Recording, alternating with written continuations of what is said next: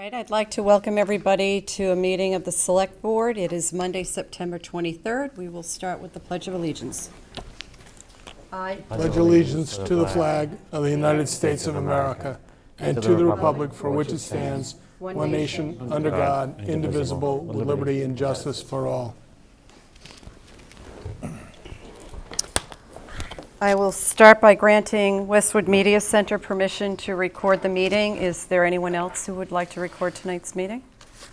Okay. One item under Chairman's update. I just want to comment briefly, and maybe my colleagues on the board would like to as well.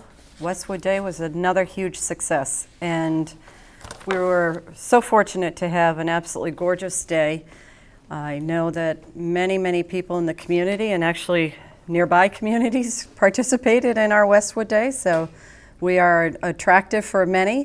It was great to see young and old and everything in between. And what was the score of the Westwood? 19-8. 19-8. Our football team won the game at 3 on Saturday. So I just want to take a moment to acknowledge everybody who put that together, from Nicole Banks to her whole staff and the Recreation Commission and many volunteers, the vendors, the restaurants, the food trucks, everything. It was really a great day.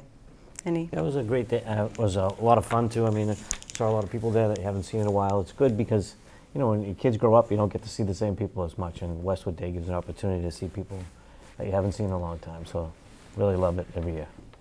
Yeah, it was great. I was at Severian for several hours yesterday, and I could not believe the number of people who sought me out to tell me how much fun they had and how great it was. And I did say to Nicole, I do think it was the biggest crowd yet. So hopefully we can repeat it again next year. Yeah. Okay. If we get the same weather, we can. Yeah, right. Thank goodness the good weather prevails most of the time, so we're very fortunate.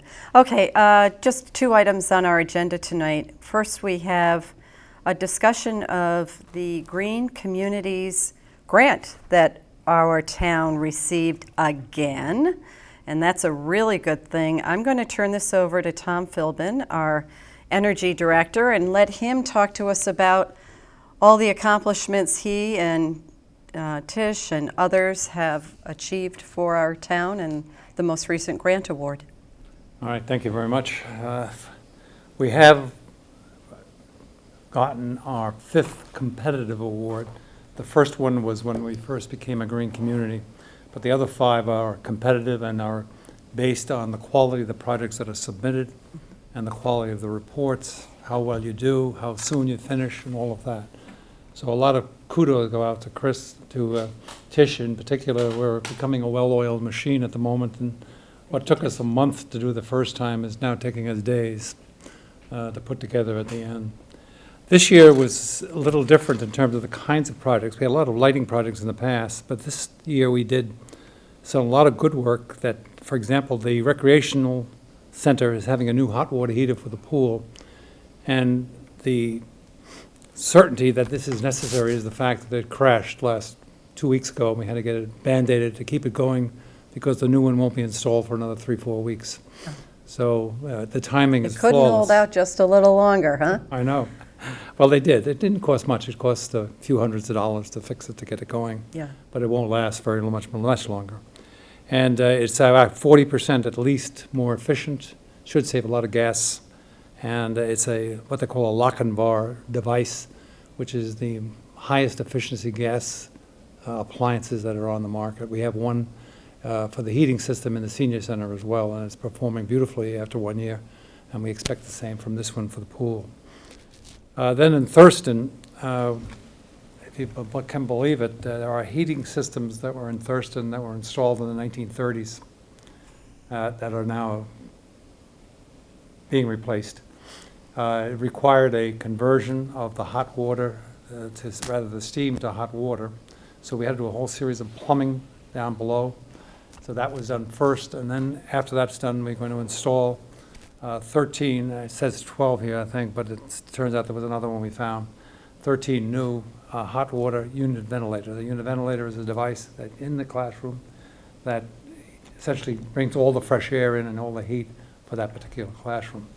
This particular unit, what's going to make it really interesting is in the classroom, the teacher will have a control within 10 degrees. And then Ken Aries, back in a central facility, will be able to make sure that they can turn it off at night or turn it up higher, or he'll control that 10-degree limit that she has. So there's two areas of control, one central that'll control them all, and one individually in each classroom, and it's all wireless. It requires no... So does that mean at the end of the day, they can all be Ken shut can down? cut the temperature way back if he feels like it, or whatever is more efficient. Right, so it can't be left on wastefully overnight, for instance? That's the point. And he can set a timer for that, so it can be turned down at night automatically as well, the whole school. And then bring it up at like 6 in the morning, so that by the time children arrive, it's warm. It's a lot of flexibility that they have. So the prediction of a 20% or so savings is probably very, very conservative. We expect it to be far better than that. The classroom lighting is a new kind of lighting that you're going to notice if you go over there in about a month, so it should be in. What it is essentially is the panel, just like these panels that drop in, and the light drops in like a panel. And they're 2x2 lights, and the classrooms will all be done with that. It's all LED behind, all individually controlled, all on, off, all occupancy censored, so forth. Has all the bells and whistles. And apparently it gives a very, very even light over the entire classroom. So all of Thurston classrooms will have this newest technology. And we got a 50% roughly incentive from Eversource to do it, besides the other 50 coming from the 50% coming from the green communities. So it's one of the projects that's almost 100% paid for by the incentives. And then last, we had the senior center air conditioning in as a project. But if you notice, one of the bad news is about winning all these projects, that once you pass $7.25 million, you're a target for any reductions when they need money to go elsewhere. So we have 1.2 million, and we're well past the 750. So we can expect a haircut in a project or two from now on if they don't have enough money in the kitty to. Because there are more and more communities There's more and more applying for communities. the There was grants. 93 this year. The first year we did this, it was probably about 60. So they've gone up about 50% over the last 5 years. And there'll be more. We're probably about 60% of the state now is involved. So they're trying now to get the pot bigger. It's about 15 million. So when you had 60, $250,000 was not hard for everybody to get. And a lot of the communities would only apply for 125 or 100,000 or something smaller. This year will be interesting because you have to have everything done by the 31st of December. We will make that date. And if you don't, you're not allowed to bid on next year. And they were almost 2 months late getting the money out. So there's going to be a lot of They communities. didn't shift the calendar, though. They kept the, well, you had to be ready to go. Everything has to be And ready it to was go. apparently the governor didn't sign the bill allocating the money in time. Oh. So that kind of summarizes the 4 major projects that we're doing. But the savings, again, and these are just 1 year, so that's per year. So the amount of savings we should be achieving over a 10-year period, which is the usual assessment period, is approaching $2 million from all of these projects. And the cost to the town, if you just look at the payback, the amount of money that the towns and schools have put up is $134,000. And if you look at the savings, the payback is about 4 years on an annual basis, not even on the multiple year basis. So if you carry that out 10, you're looking at the equivalent of fractions of a year. The payback is actually coming in. So it's a good program. We're getting to the point now where we have to be a little more imaginative about what we're going to do next year. We have another controls project where from DPW we'll be able to control most of the buildings and temperature controls in these buildings.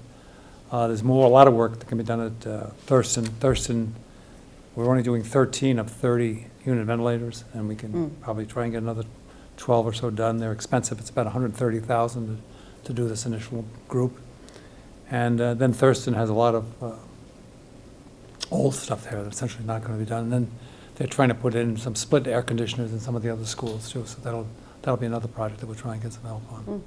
And then the solar, which we're hoping. You have a lot going on. Pardon? You have a lot going on. Yeah, it's manageable though. It's not- Yeah, very good.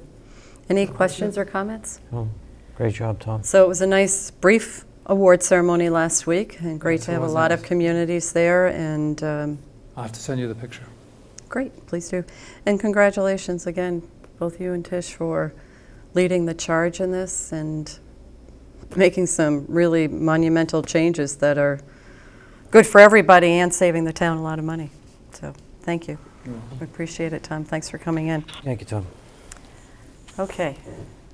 So, next up on our agenda is the town administrator selection. I'd like to start by making a few comments. So tonight, the agenda item is with the purpose of making a selection, and I want to do a recap of how we got to tonight. First, Mr. Gillette announced his retirement back in mid-May, and we as a board engaged Community Paradigm as an executive search firm in June to help us with the search process.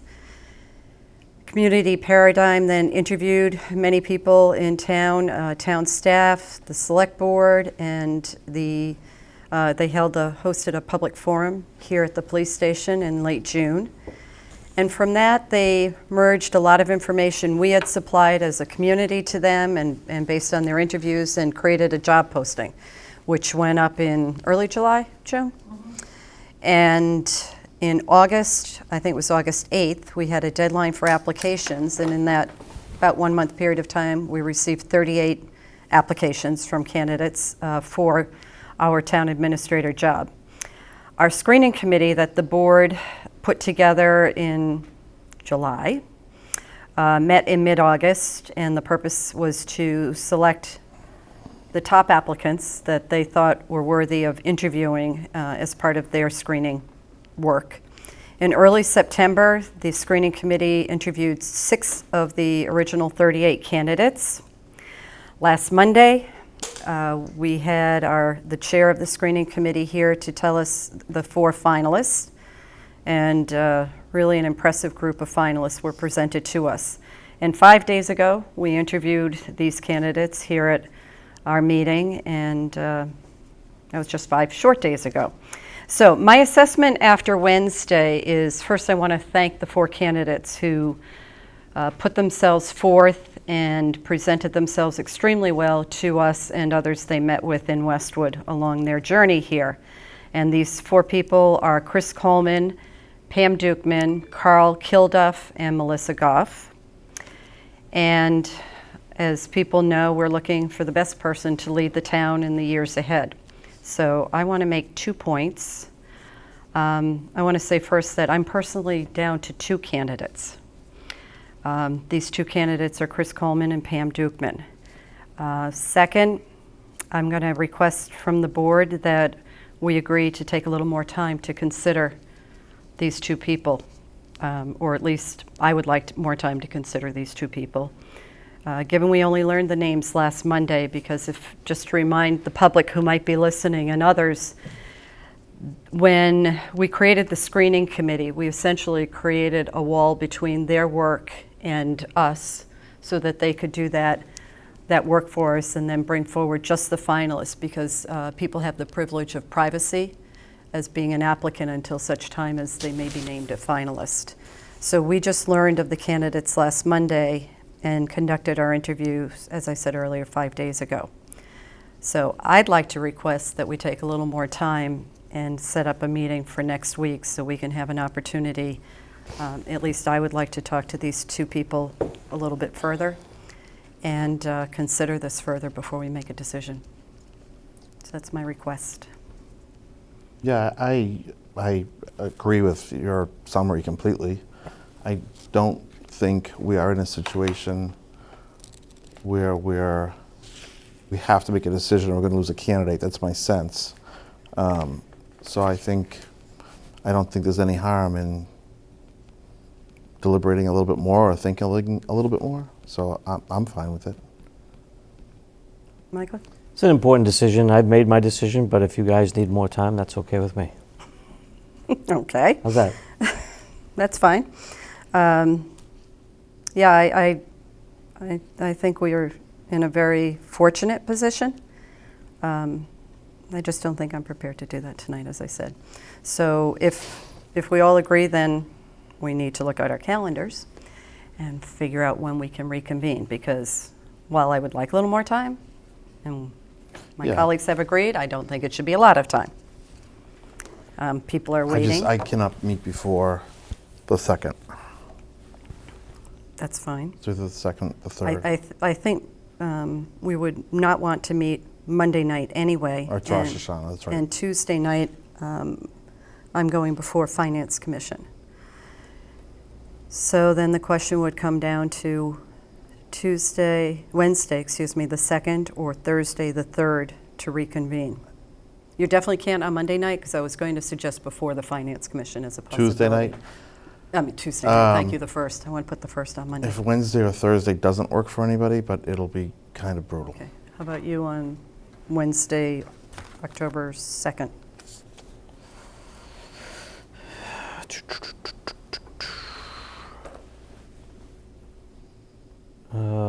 You planning on 7:30? Is that what you're thinking? Were you hoping This would to- be the sole purpose of Were meeting. you hoping to announce at the Finance Commission? Is that why you were Oh, pushing it would be there? nice, but it's not a push for that. I think it's more important to do this and have a conclusion on our time. And, considering everything, it's not to meet that. So I'm okay if it's Wednesday. I don't have a problem with The that. 3rd is better for me, which is Okay. the Thursday. But But can you do the 2nd? yes, Yes. Do you have a time constraint? no. Do you? Yep, I'm fine either Wednesday or Thursday. I can Why do don't it. we, can we Wanna do meet at early? 7? Yeah, fine. I was going to say even if you want to do earlier. On the 2nd? Now you're pushing it. Okay, 7:30? 7:30. Okay, 7:30 it is. 2nd. Okay, so I know that may be disappointing to a lot of people who are watching and hoping to know the result of this long process, but we'll reconvene. Joan, are you okay? Will you be able to join us on the 2nd? The 2nd at 7:30? Correct. 7:30. Yep. Town Council, will you be able to I'm join good. us? I appreciate that. Okay, I think that would conclude the discussion of that for tonight. So Motion to adjourn? let me just make a couple of comments. We do not have minutes to review and approve tonight. So we will convene next Wednesday. Location to be determined, because I think it's available. you're checking? Okay, so we think it will be here at the police station, but that will be confirmed in postings for the meeting. And our meeting after that, our regular business meeting, next one will be Tuesday, October 15th, because Monday of that week is Columbus Day holiday. And for many people, that is a holiday. So now I'll take a motion to adjourn. So moved. Second? All in favor? Aye. Thank you.